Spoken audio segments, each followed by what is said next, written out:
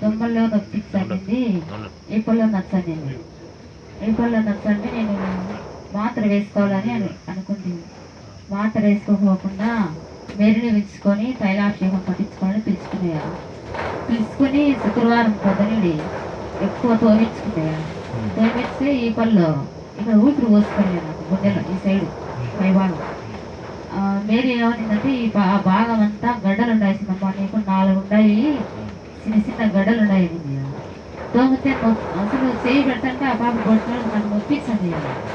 ఆయన సరేలేని ప్రాంతంలో పట్టించుకున్నాక ఆ పాప నాకు 2 కదిలిని వేసినమ్మా, పోయినాయి 2 ఉన్నాయి పెద్ద అయింది అంటే సరేలేని అంటే నొప్పించండి అదయ్యా. నొప్పించండి అంటే శుక్రవారం ప్రార్థన చేసుకుంటా ఉన్నా.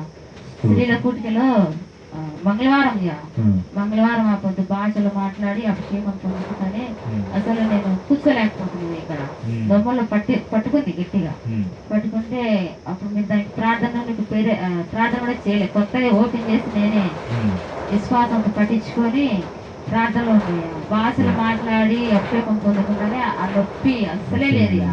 ఆ గడలు అప్పుడే నొప్పి ఎంత పోయింది, ఏ నొప్పి లేదు.